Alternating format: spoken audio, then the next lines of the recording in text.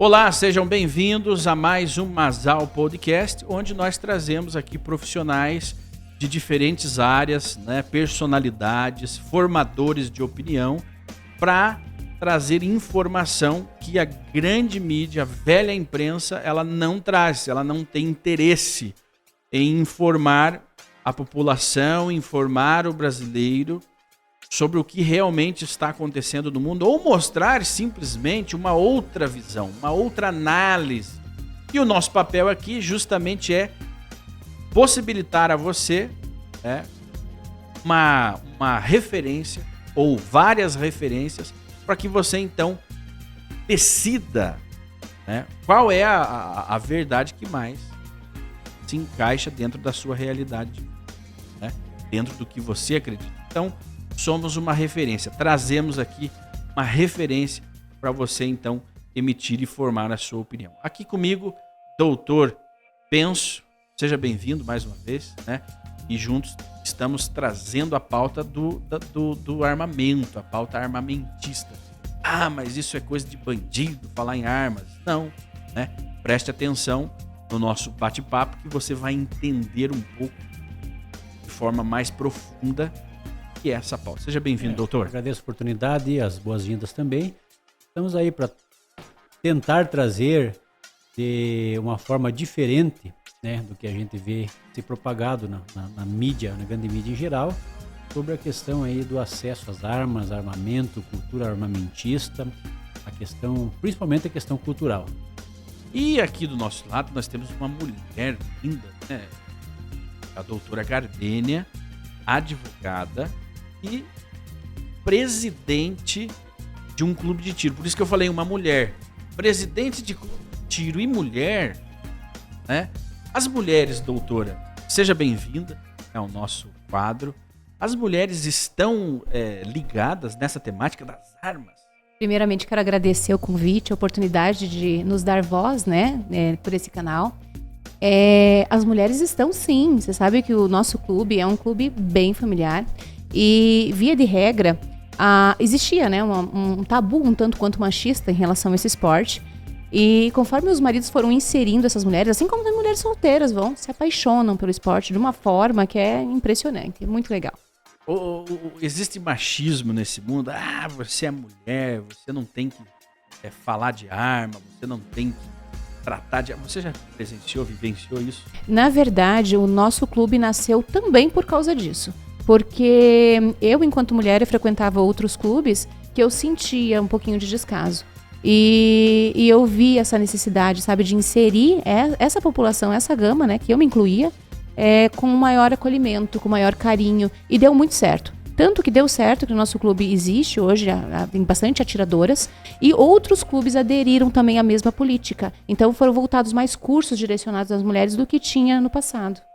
Muito bem. Informações interessantes. Nós temos a nossa sociedade, a formação dela, uma formação cristã, uma formação mais conservadora e, num dado momento da história, uma formação machista, né, onde determinados assuntos eles não poderiam ser discutidos por mulheres, né? E nos dias de hoje, esse machismo ele ainda existe, ele é velado, né? Isso não é apregoado, tem que ser machista. Como que um homem deve ser? O homem deve desvalorizar a mulher para ele ser homem. Mas as raízes, elas são profundas, né? E por parte das mulheres, né? A cultura, ela não incentiva a formação cultural e até religiosa, ela não incentiva a mulher, ela não coloca aquilo como uma coisa de mulher, né? Como que a mulher é educada na sociedade? Uma sociedade mais conservadora você é mulher, hoje vocês votam, vocês trabalham, e vocês têm filhos, vocês formam famílias, mas você tem que aprender a manusear uma arma. Não está nessa cultura ainda. Acredito que não estava. Graças a Deus, acho que essa frase está mais para o passado, sabe? Houve um grande avanço da sociedade em relação a como enxergar a mulher na sociedade, né? Como você falou, a questão de voto e tantas outras conquistas que a mulher fez. E o armamento a gente está desbravando, é um momento de desbravamento. Existem instrutoras, mulheres, inclusive no nosso clube, existem instrutoras que vão lá, que às vezes a mulher ela se sente mais confortável, até mesmo por esse sentimento. Não que seja a maioria das pessoas, né, que tem esse cunho machista, mas ainda tem aquele lastrinho, talvez um pouquinho cultural. Mas você sabe que você falando essa questão da mulher, eu lembrei agora de uma terapia, porque o tiro também era terapêutico, sabia? Existe a tiroterapia que falam, né?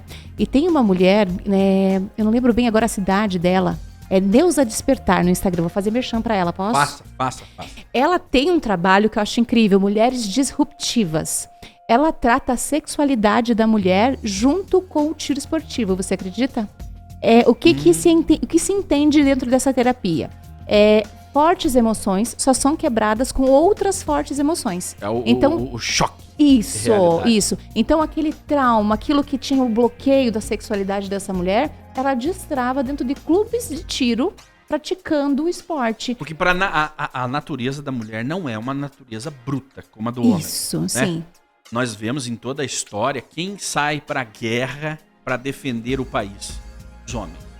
Os homens iam para a guerra, Sim. né? E agora, Shimon, deixa eu fazer, aproveitando a adendo antes que eu esqueça, né? Os efeitos. Os efeitos exóticos Sim. do tiro. Então, você veja, nessa questão que foi colocada, a questão feminina, a questão da natureza da mulher em si, a natureza física, por assim dizer. Natureza física. Biológica. O acesso às armas, ele, na verdade, ele equipara uma mulher ao mais brutamonte do homem que seja. Porque uma mulher armada, ela fica nivelada. Ela fica da altura de um cara de 2 metros. Exatamente. Sim. Mesmo que o seu oponente esteja armado, porque daí não existe necessariamente o contato físico. Mas a habilidade... A doutora acho que poderia colocar melhor essa questão. Você sabe que eu brinco, né? Que não queriam armar as mulheres porque nós somos muito melhores atiradoras do que vocês. São. Você sabe as que... mulheres têm habilidades, né? Exatamente, né? Como eu falei, né? Muitas vezes o marido vai lá, leva a esposa pro clube e é muito engraçado, porque em 90% dos casos o alvo dela vem muito mais assertivo do que o dele. Olha. É muito, assim, a primeira vez. Por quê? A mulher, ela escuta mais o instrutor, ela presta atenção, ela é mais cautelosa, minuciosa, e ela acaba tendo um desenvolvimento, o desempenho dela muito melhor no tiro parado ali, principalmente, né, do que o homem. Ao passo que daí, quando precisa de mais agilidade, um tiro em movimento, daí o homem se sobressai. Mas... sabe, essas particularidades da mulher. Quando você fala na guerra, né? Nós, seres humanos, o homem que vai pra guerra. É o homem. Mas quem que caça? A leoa ou o leão, né? É a leoa. É a leoa. Quem alimenta a família, né? É a mulher. a leoa. Então tem essa leoa dentro das mulheres, né? Ainda que a sociedade já venha há muito tempo, como a gente falou anteriormente, plantando essa cultura do homem ir pra guerra, mas tem essa guerreira ali dentro e muitas mulheres despertam isso com tiro esportivo. Os muito vikings, legal. Tem aí os seriados vikings, né? Que são referenciados na história. Mas os vikings tinham uma cultura onde as mulheres iam pra guerra. Sim. Né? Mas já na Idade Moderna, não. Já na Idade Moderna, os homens é que iam pra guerra. E até hoje, a maioria, por exemplo, as Forças Armadas brasileiras, a maioria é composta por homens. Tem mulheres? Tem, mas não é igual. Inclusive, eu ia agora fazer uma provocação aos movimentos feministas. E as mulheres, movimentos feministas, não promovem as armas. Por que mais independência, individualidade e igualdade do que uma mulher armada? Você sabe que, enquanto advogada, uma coisa que a gente se depara muito na questão da Maria da Penha. Muitas mulheres, elas não buscam, de fato, a Maria da Penha porque não dá certo na prática. Porque ainda que tenha a muito medida... morosa, né? Exatamente. Ainda que tenha a medida protetiva, né? De que afasta o agressor por tantos metros, sabe que não é efetiva. Na prática, a teoria é outra. Exatamente. Uma mulher armada evitaria isso de verdade. Eu conheci mulheres que tiveram que mudar de cidade ou até mesmo de estado, porque a Lei Maria da Penha não garantia a vida dela. Então, tinha lá a medida protetiva, 250 metros, 300, enfim, 1 quilômetro. Mas... na prática, o ex-cônjuge, ele ficava rondando a casa dela. Então, ele ia visitar familiares, ameaçar familiares, e nada era feito com ele. Ele não era colocado em reclusão. Ele estava livre. E ela não se sentia segura, porque a qualquer momento Se ele vai na casa dos pais dela, a qualquer momento ele vem na casa. E você veja, né, a questão da informação que a gente falou, né, no programa. Sim. Essa falta de informação, porque esse tipo de mulher, ela é candidata, inclusive, para porte de arma, né? A efetiva necessidade. Efetiva. Então, a efetiva necessidade, ela tem para Tem proteger muito mais a própria probabilidade vida. de conseguir o aval, né? Sim, com certeza. Do que um E como você falou, masculino. sim, e como você falou sobre a provocação para as feministas, né? Essa questão, ela deveria ser mais propagada, né? Para que as Elas mulheres que tinham que buscassem isso. levantar a bandeira das armas. Elas. Sim. Porque a Por arma, equidade, né? A arma garante essa equidade, a arma garante essa elevação social da mulher que sofre, que é abusada. Quem que vai abusar, penso, seja num escritório, seja onde for, de uma mulher que carrega na cinta uma arma? Quem que vai ser o engraçadinho? Sim. Né? Uma mulher armada e treinada, né? E treinada, Porque não basta treinada. ser só armada, e treinada. E não tem só o treino com armas, tem também as artes marciais e por aí vai, né? Mas esse movimento, aí nós estamos fazendo crítica ao movimento feminista, que esse movimento ele não consegue elevar o status da mulher de fato. Não.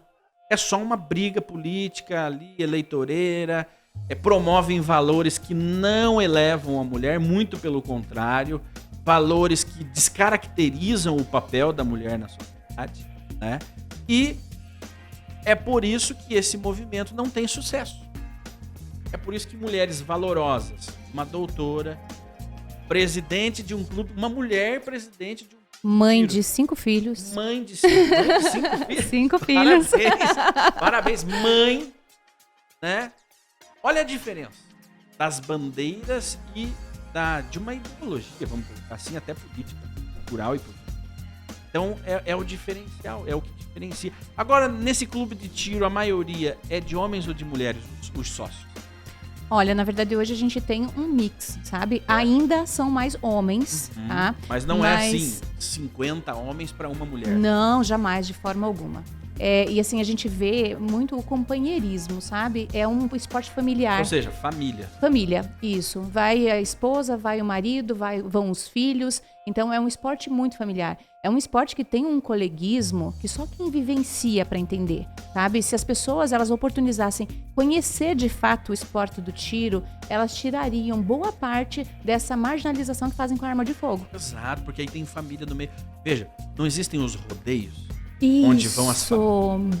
Aqui nós vamos falar porque na nossa região aqui no sul é muito comum isso, os clubes, os CTGs, né? CTGs e organizações tradicionalistas. Então vão lá as mulheres vestidas de prenda, os filhos com as roupas ali do momento, maridos, homens. E o clube de tiro ele vem trazendo uma cultura, uma tradição na prática esportiva. Sim, e você sabe que o clube de tiro, né? Ele não está só nisso. Não é o clube de tiro atual que eu quero dizer, sabe? Não é este clube de tiro de agora. Mas já é uma cultura que vem com o armamento já desde o século XIX, lá da Olimpíada. Você sabe que eu fiquei curiosa em relação ao esporte olímpico em si, né? Porque a gente tem práticas lá, o Penso Sabe pratica lá IPSC, outras modalidades de esporte, né, que temos dentro do clube. Mas voltado à medalha olímpica, que foi a nossa primeira, né? Com muito orgulho.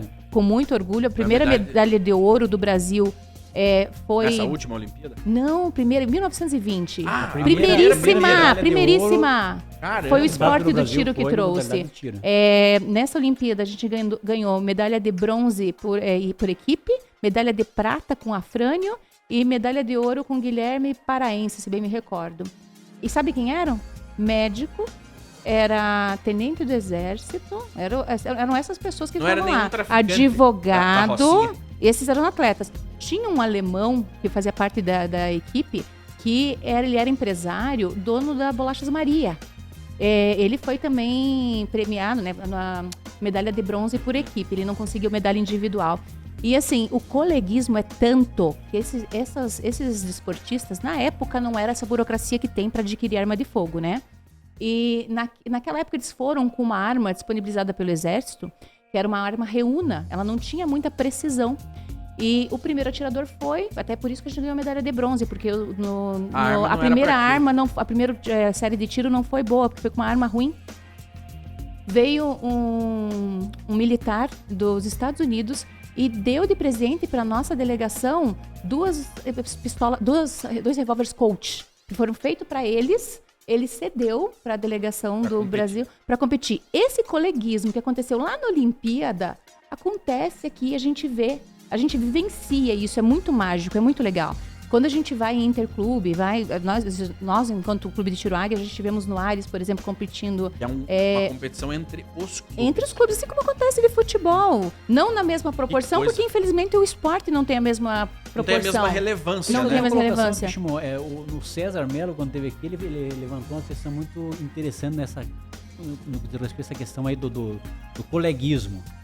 Ele disse assim, quando você vai comprar a sua primeira arma de fogo, os próprios revendedores, eles facilitam a compra e dão parcelam lá em trocentas vezes. Uma colher de chá. Para a pessoa ter acesso ao armamento. Identifica bem essa questão do coleguismo, né? Sim. Porque as pessoas, o comerciante de armas de fogo, ele também vê essa necessidade, não é só uma questão financeira puramente, não é só para vender. Ele vê uma necessidade de inclusão das pessoas a ter um real acesso mesmo ao armamento de fogo, e existe essa facilitação também no comércio de armas hoje. O Santa Mônica, ele cedia sempre competições. Santa Mônica é um clube? O clube de campo aqui, o Santa Mônica, okay. Clube de campo aqui de Curitiba. Ele, na verdade, é em Colombo, né? É em Colombo. O Santa Mônica, ele sempre está sediando competições, e inclusive a nível nacional. E se você for lá um dia, você vai se deparar com um delegado, com um promotor, com um empresário, com um médico. Cirurgiões adoram arma de fogo, acho que por causa da questão também dos detalhes, da mão firme, né? É esse tipo de público que você vai ver, sabe? E na hora que eles... Alto nível. E quando eles estão lá, todos são iguais, sabe? A nível de, olha, minha recarga não tá bacana, meu tiro não tá saindo bom, experimenta a minha aqui, ó, dá o tiro com a minha. E assim, a dica, olha, você foi assim, faz assim melhor. Nem parece que um tá competindo contra o outro, sabe? É uma coisa assim que são amantes do esporte mesmo. E eu convido, né, quem tá nos assistindo, que possa um dia presenciar. Vá no clube de tiro enquanto ainda podem, né? Espero que continue, né? Se Deus quiser, vão continuar. Olha, há uma ameaça, vamos falar sobre isso. Há uma ameaça aí, um candidato que é o ex-presidente Luiz Inácio da Silva. É uma promessa de campanha que, se eleito for, ele fechará todos os clubes de tiro. E aí ele faz uma piada. Vamos substituir por clubes de livro. Então, o segmento hoje está ameaçado. Sim. E Shimon, é uma ameaça real. Real. E assim, Shimon, eu fico me perguntando, me questionando, por que somente agora ele está querendo fechar os clubes de tiros? O clube de tiro ativo no Brasil, mais antigo, tem 155 anos. O clube de tiro mais antigo aqui na nossa capital é o Clube de Tiro Orion, tem 20 anos. Então, ou seja, esses clubes estavam abertos ainda no governo do PT, da primeira campanha dele. Então, por que fechar agora? Bem, para mim a matemática é meio lógica, né? Vamos fazer aí uma analogia com Hitler. Foi isso que ele fez com seus inimigos, né? Os judeus, eles foram desarmados por Hitler. Por quê? Então, assim, qual que é o intuito dele de agora querer banir os clubes de tiro? Que estavam bem em paz, de forma pacífica no governo dele, antes do Bolsonaro levantar a pauta do armamentismo. Aí ampliaram, melhoraram. Então, veja, nessa questão, Shimon, que você colocou aí, todos os países que nós vimos que foi se implantado uma ditadura, um governo ditatorial de imposição, o que precedeu esse avanço da pauta ditatorial sempre foi o desarmamento. Seja de direita ou seja de esquerda, um governo totalitarista. Não importa. Ele age dessa forma. Dizem que era de direita, eu não discordo dessa ideia, mas vamos supor que fosse. O que precedeu? Primeiro, o desarmamento populacional. Por quê? Porque ofereceria uma resistência. Aí alguém pode dizer assim, tá, mas o que uma população armada poderia fazer contra um exército super eficiente, muito bem armado e preparado, que era o exército alemão, principalmente com a SS? A resposta é muito simples, a própria história para ver. Você veja, no levante do gueto de Varsóvia, nós tínhamos poucos cidadãos armados ali, mas com a convicção e com dentes, com coragem, defendendo suas próprias vidas. Porque quando é para defender a nossa própria vida, nós fazemos o impossível. Exatamente. Pensem, lá nos Estados Unidos existem 300 mil portadores de arma de fogo. 300 mil não. 300 milhões. Exato. São 300 milhões de habitantes, todo mundo tem arma de fogo. Pensa um exército enfrentar 300 milhões de pessoas decididas a se defender. E preparadas. Uma coisa é você pegar as Mentalmente. pessoas despreparadas. Outra coisa é você pegar pessoas preparadas e dispostas a defenderem aquilo que acreditam. Exatamente. Então, o clube de tiro, ele passa a ser uma ameaça real, porque além dele popularizar o tema, né, dele desmistificar a temática, quebrar tabus, ele traz a família para o seu âmago, né, e ele treina, ele educa. E essa educação, ela não pode existir, ela é uma ameaça. Quando todo brasileiro perceber que ele foi enganado, lá em 2005, quando houve o estatuto, que não é estatuto de armamento, quando ele perceber que ele foi enganado, que ele teve todos os seus direitos arrancados, e quando ele perceber que há uma tentativa, há um plano em andamento, isso é muito bem claro, apareceu aí já o Zé Dirceu, em vários momentos, declarando que a intenção do PT é implantar o socialismo. Está na agenda e eles vão fazer isso, né? Tentaram fazer isso via educação, via cultural, né? Não conseguiram porque houve um revés, o brasileiro escolheu não ir por esse caminho nas eleições de 2018, quando elegeu o Bolsonaro. Então, como implantar um socialismo ou um comunismo? A força. Mesmo porque eu não consigo ver outra resposta, uma vez que o aumento da arma de fogo não trouxe nenhum outro tipo de prejuízo, né? A não ser esse medo deles da resistência da população. Os números, né, mostram, como a gente conversou agora há pouco, que não houve aumento de homicídios ou aumento do armamento. Então, assim, não tem razões para que esse armamento ele seja banido da sociedade, né? Não, esse armamento, como querem propagar, não foi para a mão de criminosos, ao contrário, foi para a mão do civil que quer se defender ou quer praticar tão somente o esporte também, que tem essa gama, né? Em 2005, o governo Lula juntou-se à mídia, então criaram uma narrativa. Que a arma era sinônimo de violência. Aí os jornais, as novelas, veja, tudo girava em torno desse tema, da temática armas não. Armas matam. Né? E conseguiu-se, então, mudar a cabeça de parte da população, que os clubes de tiro nunca deixaram de existir. Né? Mudaram parte, a opinião pública mudou e o assunto foi sepultado. Né? O assunto foi sepultado. Mas aí apareceu um doido falando, não, ter uma arma de fogo é um direito. Um direito que as pessoas não reivindicavam. Não Justamente. sentiam a necessidade. Aí, uma das grandes desculpas desse movimento vamos acabar com a criminalidade tirando as armas das ruas. Esse era o mote. Né? Esse era o slogan do movimento Armas Não no Brasil naquele ano de 2005, 2006 e por aí vai. Justamente. E veja uma coisa interessante. Quando as armas estão nas mãos do cidadão de bem, a doutora depois vai trazer alguma coisa a respeito deste crivo para você ter um acesso a armas. Existe uma burocracia muito grande. Tem que tirar várias certidões, tem que ter teste psicológico, tem que ter teste de capacidade técnica e também de conhecimentos gerais sobre a questão do armamento. Então, quando o armamento está na mão do cidadão de bem, vem uma espécie de narrativa. Quando o armamento está nas mãos de cidadão delinquente, é outra narrativa. Aí você vê lá na reportagem, não, os guarda-chuvas, né? Eles falam, né? Até depois foi ironizado por boa parte das pessoas que defendem essa questão do armamento. Você vê a pessoa com um fuzil lá na favela e diz, não, podia ser um guarda-chuva na mão, um fuzil AR-15, plataforma AR-15 na mão do cidadão, um cidadão contraventor, né? Um criminoso, por assim dizer. Os ladrões, os bandidos, né? Os criminosos se profissionalizaram mais, tirando menos vidas, né? Sim. Não, e essa questão da segurança, né? É direito fundamental, né? Que está na Constituição. Sim. Artigo 144, ele fala, é dever do Estado, mas é direito e responsabilidade de todo cidadão. Então, a gente não precisa deixar que a nossa segurança fique à mercê tão somente do Estado, que ele não consegue fornecer. Eu gosto muito de fazer uma analogia em relação à saúde, né? Que também é um direito fundamental e o Estado ele também não consegue nos dar. E daí, para isso, o que a gente faz? Contrata médico particular, paga plano de saúde. Porque... Segurança. A segurança. O Lula não anda com 15 seguranças armados até os dentes de metralhadora? Mas vamos fazer outra provocação, né? Vamos trocar as armas dos seguranças por livros. Troca por livros, eles vão ali lendo os artigos, né? Você não pode praticar violência contra o ex-presidente Lula, flores e por aí vai.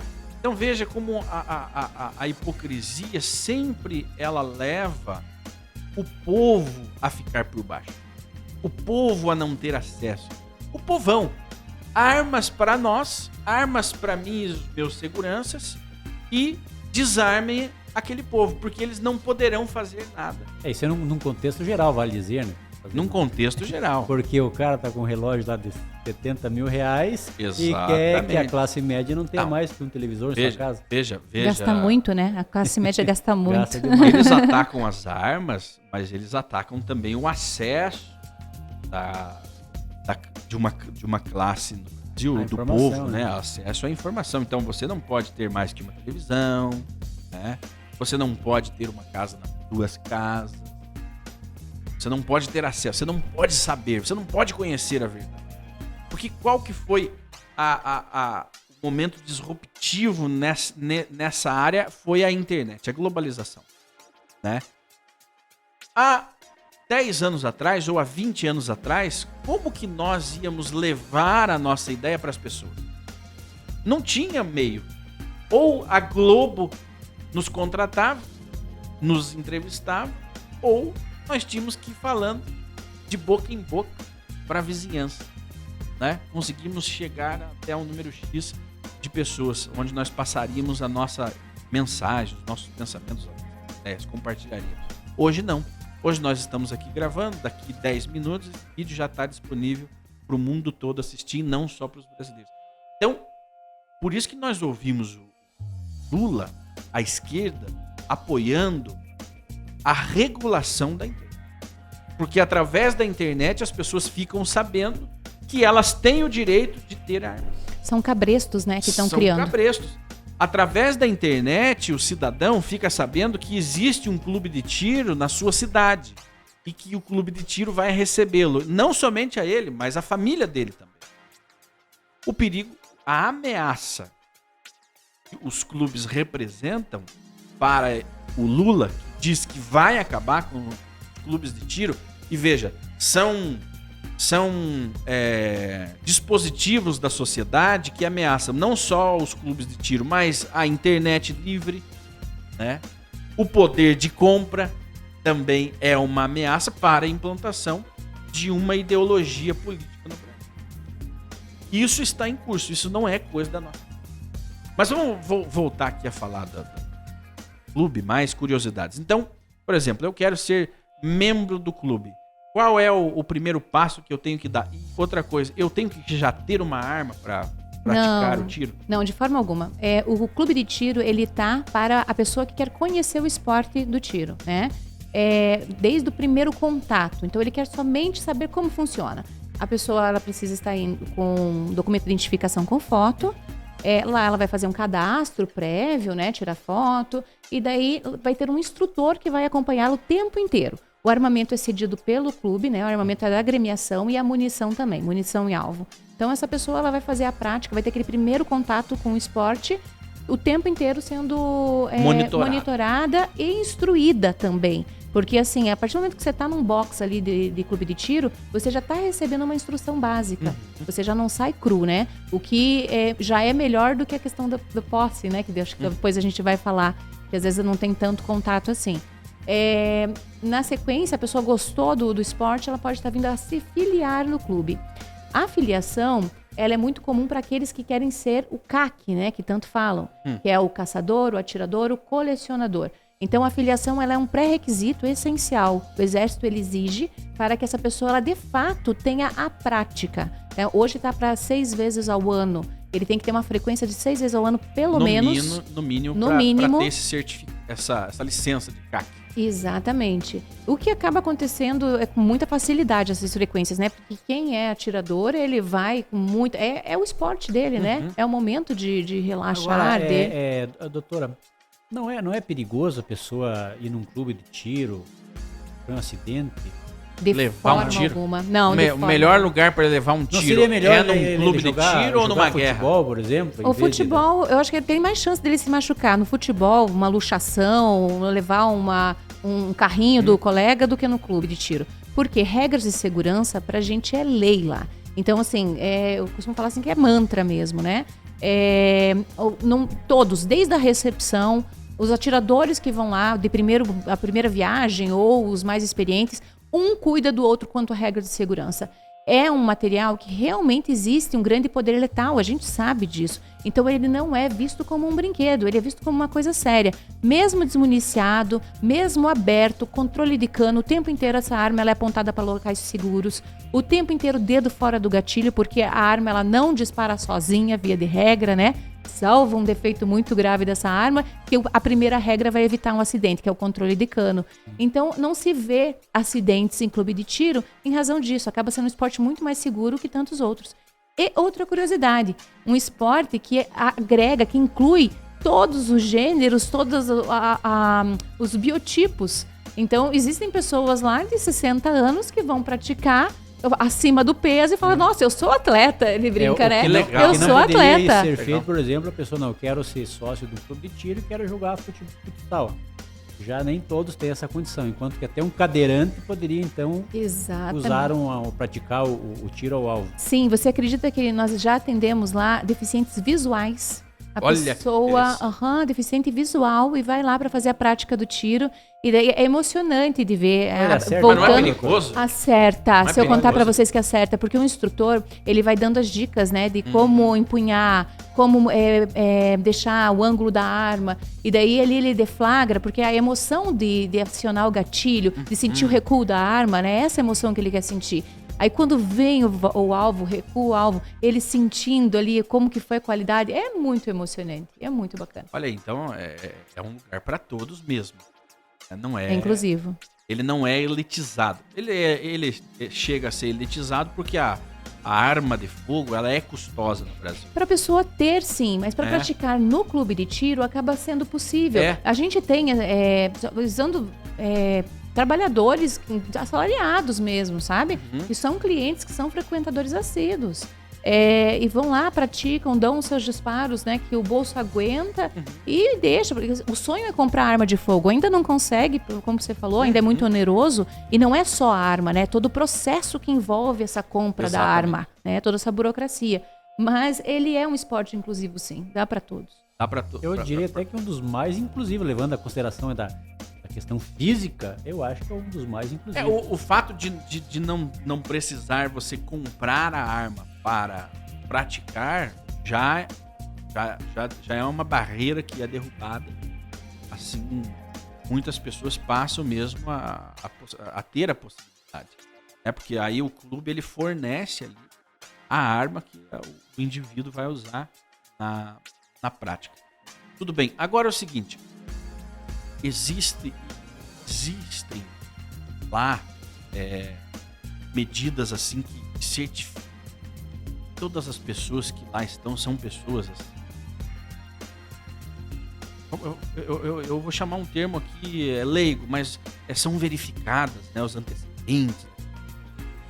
Sim, na verdade o atirador esportivo, de uma forma geral, ele não é nem só a questão de primariedade que o pessoal fala tanto, né? Ele não pode nem ter respondido inquérito policial. Não é nem processo, inquérito policial. Um inquérito que nem se formou, nem tornou-se processo, pode impedir essa pessoa de ter a prática do esporte.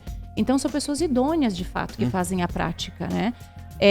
E a declaração que ele presta para o Exército, ele vai além dizendo assim, eu vou continuar dessa forma, né? Ele já prevê até quase que um evento futuro, né? Eu sou idôneo que eu não vou dar problema. E detalhe, se ele der qualquer problema, se qualquer registro que acontecer, vai ser cassado essa arma dele, o direito dele de ser um atirador esportivo. Então as pessoas elas andam de forma muito mais correta, exatamente para evitar de perder. Então uma briga de trânsito ele não pode ter, uma briga com o vizinho ele não pode ter, senão ele perde a arma de fogo dele. Ou seja, é o contrário, né?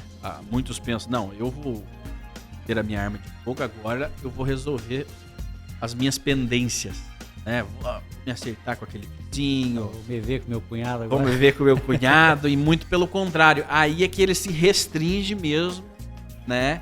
De usar isso de uma forma errada. Exatamente, ele tem que fazer daí uma escolha, né? E isso não só para o atirador desportivo, né? Até mesmo para as outras modalidades de aquisição da arma de fogo. Aí a pessoa tem que pesar. Eu vou continuar com o meu esporte ou vou querer sanar uma raiva? Aí ela vai ter que dosar. Eu vou querer continuar com a minha arma de autodefesa ou vou querer... Então ela já adquiriu para aquele fim, então ela não vai querer perder, né? Eu diria até mais, assim, que eu acho que o atirador esportivo, quando ele entra nessa seara, quando ele pega gosto pela coisa, ele adquire um padrão de vida de um nível muito mais elevado do que o cidadão mediano. A conduta. Bem A colocado. conduta dele se torna uma conduta muito mais, vamos dizer assim, calibrada do que o cidadão mediano. Mas penso até que isso tem um pouco a ver com o próprio esporte. Porque ele é um esporte de concentração, de respiração, disciplina. Ele é um esporte que ele desestressa por esses fatores, né? Então, os hábitos modificam. Né? A partir do momento que ele passa a ser um craque, um atirador desportivo, com todas essas responsabilidades que são impostas pela legislação, né? E em todos os seus níveis, seja a legislação propriamente dita federal, ou sejam as portarias e instruções normativas, etc., ele vai ser, vamos dizer assim, conduzido a uma forma de vida muito mais sociável, como bem colocou a doutora. A pessoa vai saber, não, se eu for pego, por exemplo, embriagado, eu posso perder aquilo que eu gosto mais, aquilo que me dá prazer, aquilo que me dá satisfação em fazer. Eu não posso tentar resolver uma briga de trânsito, um incidente de trânsito, por exemplo, por meio da força, porque isso pode me trazer um prejuízo. Então, é uma forma de lapidar também o cidadão no seu convívio social. Eu acho que muito bem tocado. E nós conseguimos, com essa discussão, com essa oportunidade que nós temos de falar sobre o assunto e, de certa forma, popularizar isso, nós conseguimos quebrar aí muitas barreiras na nossa sociedade a respeito dessa temática armamentista, que eu acho que nós precisamos arranjar um nome mais bonito ainda do que armamentista, né? Algo que faça parte do nosso dia a dia. Existe até um padrão, que ela seja como um telefone, que todo mundo tem acesso a ela e usa o Pro da Armas, forma que tem que ser usado. Armas, ele tem um slogan muito interessante, não é sobre armas, é sobre liberdade. Fato é.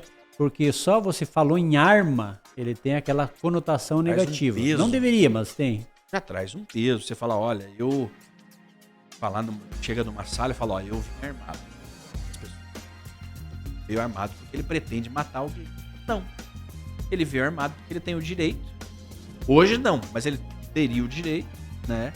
E tem o direito também a se defender se caso surja a necessidade. Mas o motivo principal não é esse, não é você ter a arma para atirar, é porque você tem o direito. Mas na questão cultural, Shimon, você voltando aí uns 20, 25 anos, um pouquinho mais, as pessoas andavam armadas. Andavam. Todo mundo andava armado. Eu lembro, meu falecido pai comprava aquelas capangas, chamava capanga, né? Uhum. Que andava embaixo do braço, umas pochetes, não sei como é que chama. Hoje é necessário, né? Então, dentro daquela capanga que você comprava, ela vinha já com um coldre. Sim. Olha. Porque se pressupunha que pessoas que andavam armado antes, isso aí era fato, que andavam armados, todos andavam armados. Todo taxista andava armado. Taxista, motorista, todo caminhoneiro, motorista de ônibus andavam armados. Gente que gostava de baile. Até nos bailes, só que existiam alguns bailes que chegavam no baile para dançar um baile que falava, né? E mas daí, não, vocês têm que deixar a arma Deixar a arma aqui para não ter problema na entrada. Mas andavam, os nossos avós andavam armados, porque era uma tradição, era cultural, era como nós falamos aqui, era como carregar o Brasil não se extinguiu por isso, né? É. Não. E assim, e os clubes, na verdade, eles vieram ajudar isso, porque naquela época não tinha essa cultura que temos hoje dos clubes, né? Então existia essa população armada, muitas vezes, sem tanta instrução. Sem o treinamento. Sem o treinamento, exatamente. E a população atual nem se compara com aquela antiga dos nossos avós. Eu escuto muito lá no clube, né? Ah, a primeira vez que vai atirar? Não, não é a primeira vez. Eu atirei com a arma do meu avô lá no sítio. Né? Em quais condições? Né? A gente fica preocupado. Era um lugar ermo de verdade, né? E isso, hoje a gente não vê com frequência. A gente vê as pessoas levando os filhos, os netos, para os estandes, seja aberto, seja fechado, para realmente fazer a prática num lugar seguro, com todas as regras. Então, evoluiu muito. Modernizou. Eu justamente. observo, além da formação prática, técnica, né? Você manusear a arma, como dar um tiro, onde, como carregar a arma e tudo mais, você tem uma formação moral e cultural nos. Porque além disso, além de preparar você tecnicamente para lidar com aquela ferramenta, você também, intelectualmente, você é alimentado com informações de qualidade, né? E o problema é que você vai passar, você vai ensinar para as outras pessoas. Essa é a grande ameaça.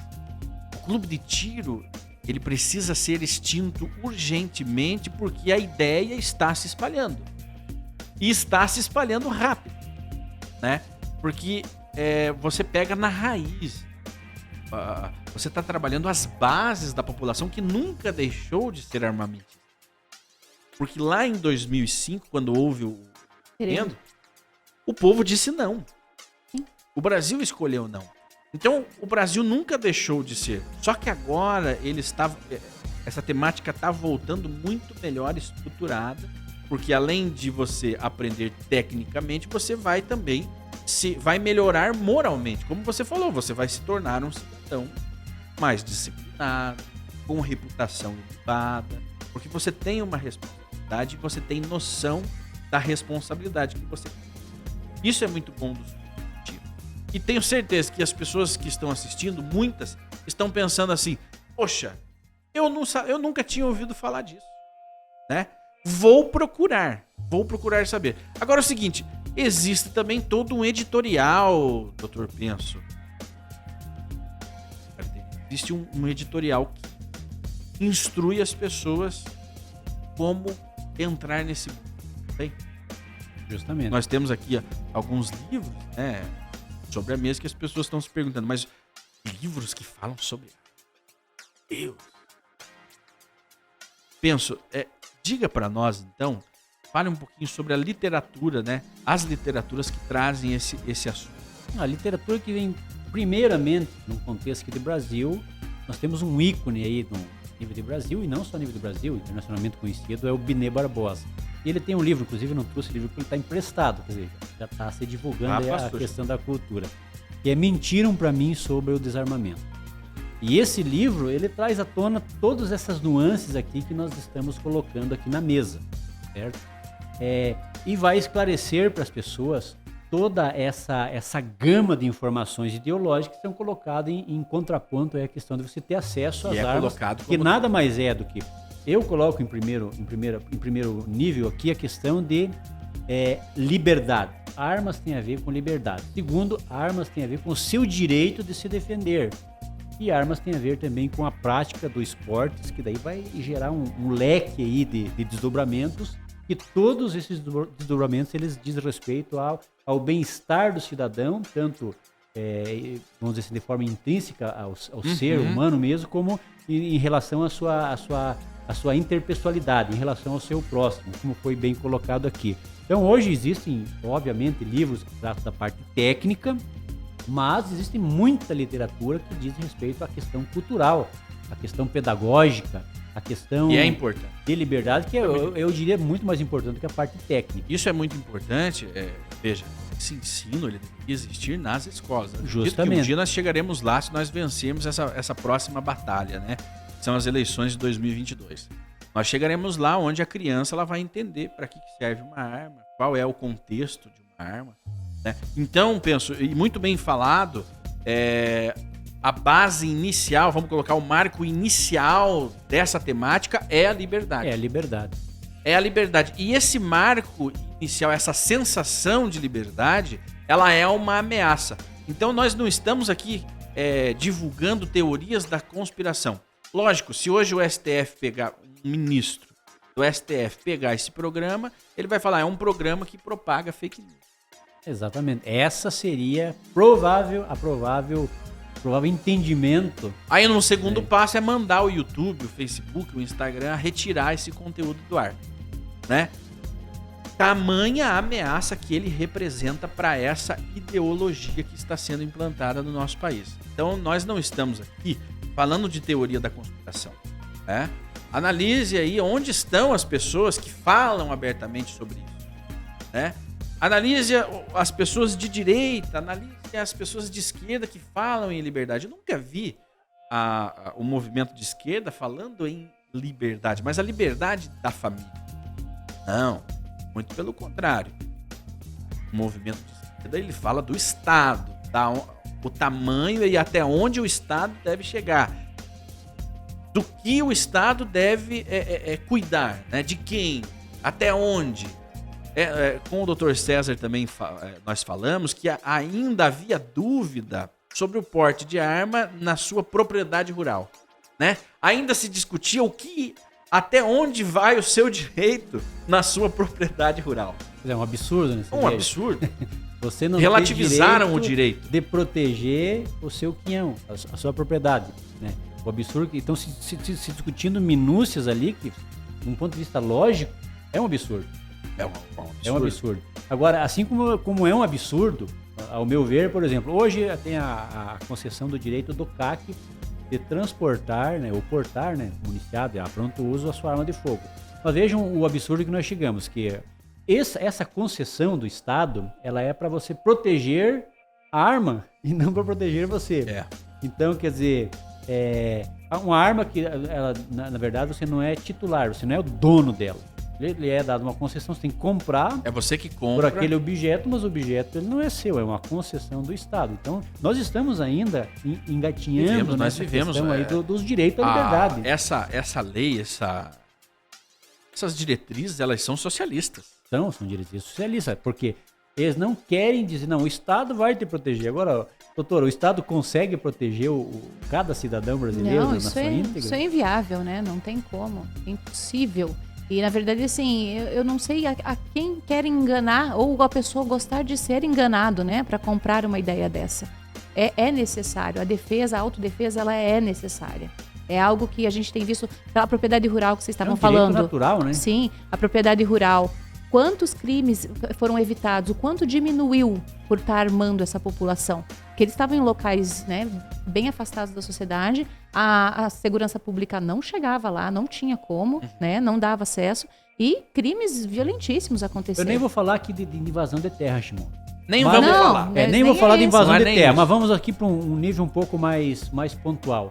Roubo de gado. Hoje você não se ouve mais falar em roubo de gado, que era uma coisa muito patente aí no 2014, 2015, 2016. Ainda se via muito nas mídias, né, na grande mídia, enfim, a questão do roubo de gado. Roubo de gado e roubo de maquinários. Sim, hoje você não vê mais, isso não é publicado. Será que deixou de existir? Será que estão escondendo a informação? Ou foi um reflexo do cidadão de bem, do proprietário, do trabalhador. Pode ter fuzil. Que pode, então, vamos dizer assim, oferecer algum tipo de resistência para esse tipo de criminalidade. Veja que isso não é escondido. Porque se existisse, a mídia estaria aí, né? Com certeza. Falando. Então, é tudo planejado.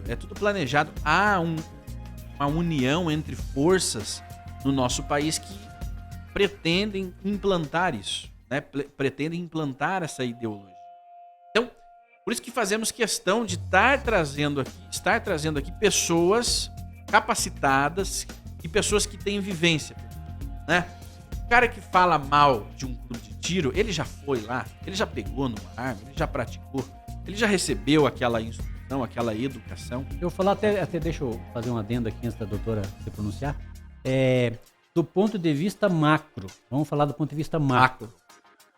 Olhando Quem mais fala de de cima. arma, os ditos especialistas, não são especialistas de coisa nenhuma. Você vê, esses dias teve um Guarapuava, né? Acho que teve um...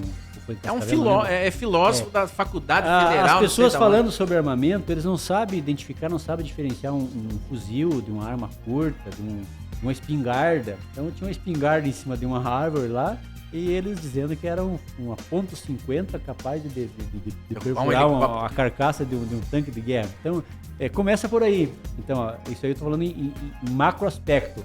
Em micro aspecto, a maioria das pessoas que falam ou dão entrevistas na grande mídia, por assim dizer, não tem o mínimo conhecimento técnico e tampouco cultural da questão de armas de fogo. Agora, eu me preocupo, posso de repente colocá-la até numa saia justa, mas eu me preocupo com alguns segmentos religiosos.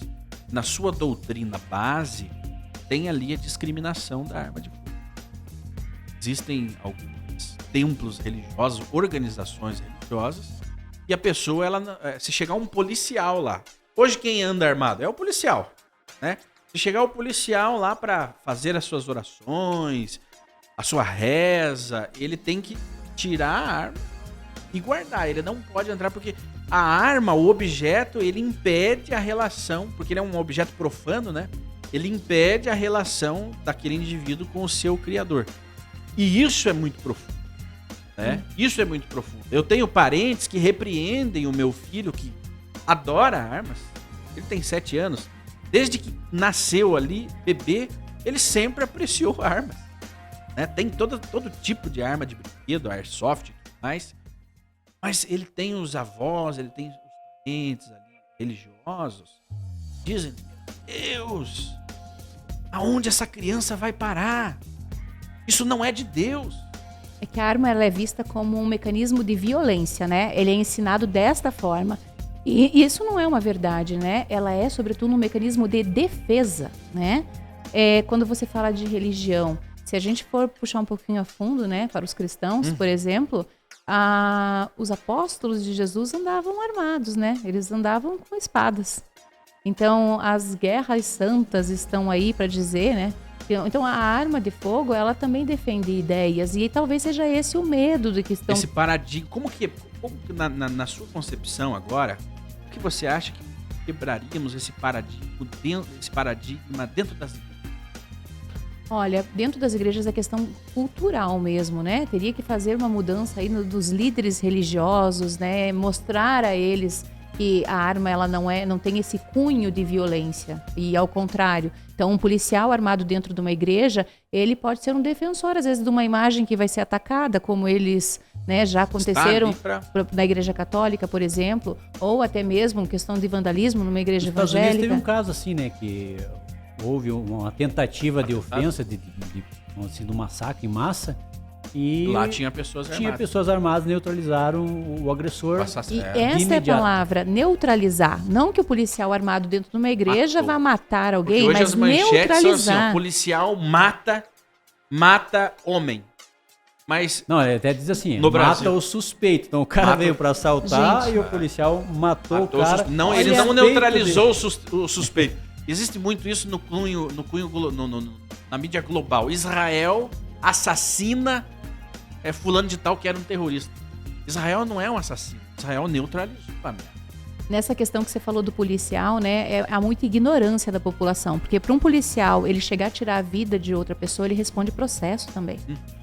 Não é simplesmente ao bel prazer dele, eu tô afim de matar, não é assim que funciona. Então, para ele vir a tirar a vida de alguém, é porque ele realmente teve uma iminência de risco, seja para ele, né, na legítima defesa dele ou de terceiro. Então, existe essa manipulação da mídia em relação a isso. É um pecado. Agora, deixa eu fazer uma sátira aqui, Shimon. O crente. Quero chamar a atenção sua, crente. É um pecado o crente andar armado. É um pecado. Agora, como que nós resolvemos isso? Essa é a questão. Tem que mudar a prédica, então. E o anjo Gabriel desceu do céu e desembainhou o seu buquê de flor. Não foi foi uma isso. espada. Era uma espada, né? Era uma espada. A Bíblia, se livro, você for pegar, livro. se pegue na Bíblia, quantas vezes aparece a espada? Como um mecanismo de defesa. Mecanismo de defesa. Utilizado pelos justos e não pelos pelos Eu maus. coloquei aqui, doutora Gardini, na live que nós fizemos no podcast com o César, 2 armas de fogo são fabricadas em Israel, pela IWI, né? Que é a amassada, em hebraico, Metzadach, que fala, e a Jericó, a Jerichó. Que é uma semi-metralhadora, né? Não, são duas, Não, são pistolas. Os duas são Não. pistolas, mas tem uma Tem a semi-metralhadora também. Tavor, que também tem a ver com, tem relacionada a períodos de defensivo de Israel. Tem a Uzi também, que também, todas elas têm os nomes, têm os seus respectivos significados, e tudo tem a ver com liberdade e com defesa. A Metzadá, por exemplo, ela recebeu esse nome, uma arma muito eficiente, vamos dizer assim, muito avançada tecnicamente falando, que foi dado esse nome por causa da resistência que Israel teve, ou seja, defesa, resistência que Israel teve lá em Massada, que é um monte. Eles resistiram por vários meses contra a opressão romana, e a arma foi dada esse nome em relação à resistência, né? Então tudo tem uma conexão, o armamento, assim, o histórico, tudo tem, escudo. Tem relação à questão de defesa. Os Estados Unidos, por exemplo, só conseguiu se libertar do jugo inglês, né, ter a sua independência, porque a população era uma população armada, senão não teria. Então tem a ver com defesa. A gente caminhando nessa parte religiosa, né? Até mesmo quando estavam indo para a Terra Prometida, né? Quantos eles tiveram que derrotar? Justamente. Quantas guerras tiveram que travar? Né, com rosas. Não foram com rosas, né? Tiveram que formar um exército. Sim. E batalhar. Amando de Deus. E quando eles não acreditavam em Deus, eles morriam, né? Então, veja, a arma, a defesa, a proteção, né? A proteção, né? Essa ideia, ela está intrinsecamente ligada à religiosidade. Porque se você é um justo, você vai ter que se levantar e lutar contra a injustiça. Justamente. Né? Eu sou um justo, eu sou um cristão, eu sou um judeu, eu sou um humanista. Eu não consigo lembrar de quem é a frase, mas basta que os bons se calem ou que não façam nada para que o mal prospere. Sim. Eu não lembro quem falou essa frase, mas é uma pessoa muito importante e muito inteligente. Então, a questão é cultural, e ela é tão cultural que ela está assim dentro da religião, onde nós temos pastores, nós temos ministros evangélicos apregoando no altar, no púlpito, que a arma de fogo, o uso da arma de fogo é um pecado. Então, essa conscientização ela terá que ser muito profunda, né? Porque hoje nós estamos assim, ainda estamos no meio do caminho. Eu agora vou, uma particularidade, né? Lá no clube nós temos uma caneca que tem o formato de revólver, né? E a minha ajudante de casa, ela é evangélica. Quando ela se deparou com a caneca, ela tá repreendida em nome de Jesus. E é isso. É questão cultural mesmo. É cultural. É pura cultura. Vamos colocar aqui, é ignorância com respeito ao assunto, né? É porque foi feita uma lavagem. E aí toda a sociedade entra. Toda a sociedade se curva ao sistema. Você veja, é uma manipulação da massa, na verdade. É uma manipulação da massa. Uma comparação, se fosse qualquer outro objeto em formato, por exemplo, de uma lança, de uma flecha, ela não teria a mesma reação. Não. Porque existe um estigma negativo no que diz respeito à arma. Isso aí está impregnado, foi colocado por todo esse período aí, vamos dizer assim, dos últimos pelo menos 20 anos, inculcado na cabeça desde a criança, quando pequena, de que armas matam. E é um problema dos países sul-americanos que viveram o socialismo, né, de certos níveis, porque se você pega um lar americano, esse assunto já é tratado de forma totalmente... Os religiosos portam armas, vão com as suas armas para ir, né? Inclusive tem aí, você que está nos acompanhando, procure informações a respeito de religiosos que eram para ser massacrados dentro da igreja e tinha alguém lá armado e acabou neutralizando o malvado que foi ali para acabar com aquelas vidas. Então, nós precisamos conscientizar as pessoas que a arma ela não é sinônimo de violência. Ela não é sinônimo de maldade. O problema são as pessoas que usam, as pessoas mal intencionadas.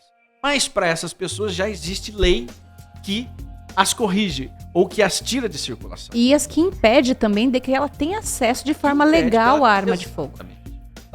Hoje, para você ter uma arma de fogo, É uma burocracia que é Legalmente, né? Legalmente? Porque se for legal, você vai no beco e compra, né? Mas legalmente, o sistema é feito para você desistir de comprar. Né? Então não é bem por aí. Então eu acredito que esse bate-papo, penso, ele foi bom. Foi bom para a gente iniciar essa conscientização a níveis mais profundos. Eu acredito que nós poderíamos manter esse formato de podcast e no próximo trazermos um líder religioso. Bacana. Né? Trazermos um líder religioso para ele trazer ali como que é tratado aqui, como que ele faz para conscientizar o cristão, né? Hoje a maioria religiosa no Brasil se identifica cristã, né? E é dentro da cristandade que nós encontramos resistência, né, a essa temática. E é um trabalho de conscientização. Então eu agradeço, doutora, a sua presença nesse primeiro podcast.